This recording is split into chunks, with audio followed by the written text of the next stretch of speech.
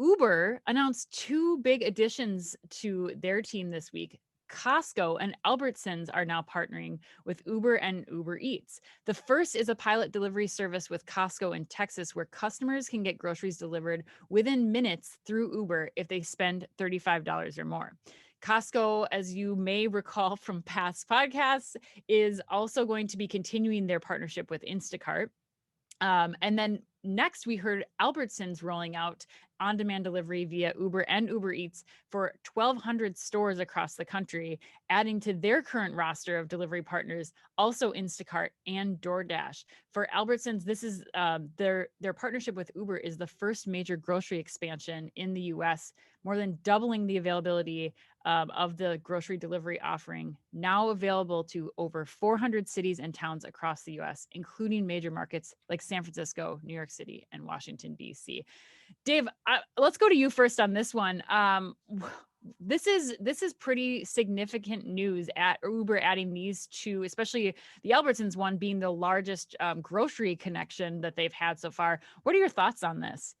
And I think it's a big deal. It does seem like these type of announcements are coming out reasonably frequently, as the delivery ecosystem kind of evolves. Right. For me, this is about expanding the partner network for Albertsons and Costco and diversifying away from Instacart to a certain extent. I think everyone knows that Instacart's the powerhouse and has a lot of power in the grocery delivery market specifically. And this takes a bit of their leverage away, I think, in discussions with Albertsons and Costco. That said, I also think there's a bigger point around the grocery delivery ecosystem. In the old days, it used to be Instacart handled everything from the customer order to picking to packing to delivery. I think in a world where retailers are trying to make this more and more profitable, kind of breaking those elements apart and thinking about the most profitable partnership in each of those silos makes a lot of sense. And I think we can expect to see that expand where it's not a one-size-fits-all partnership, but elements of that ecosystem handled by different vendors or partners. I think you hit it spot on there, Dave. I mean, this is no longer about being in the middle of a pandemic and needing to just go with whoever can service the most customers the most quickly. I think it's the natural progression of business. Like now we're getting more players. You're going to have, some competitive pricing for providing these third-party logistics. And also there's no profit in that for the grocers. Like there's no way to do that right now in-house. And even this morning, we saw Instacart now offering fulfillment as a service. They're going to keep expanding their offerings. Same with DoorDash, likely, and Uber and others, where they're kind of helping grocers figure this part of it out.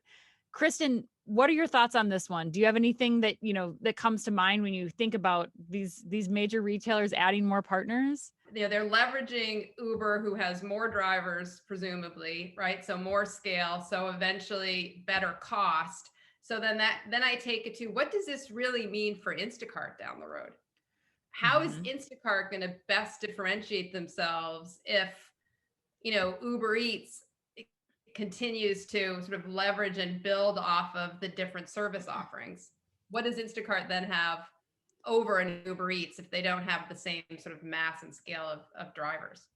That's a great point. I mean, I think that's why, like the headline this morning about their partnership with Fabric, to kind of not just be the delivery driver, but also to have this fulfillment service for the grocers that, gives them the kind of edge. Whereas you're right, Uber, you have the flexibility now as an Uber driver to be delivering, delivering food, delivering people, delivering other goods, not just, contained to one area like Instacart is, where, we're just delivering products to people's doors.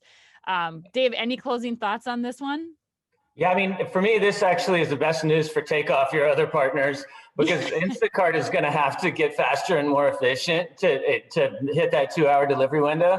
So I think we'll see a bunch of network design changes and some interesting micro fulfillment center implementations in the coming months and years.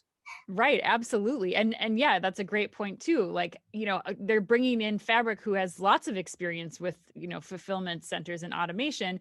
But for Instacart, this is a new thing, and somebody else that's taking a piece of that pie too, when it all comes down to it at the end of the day. So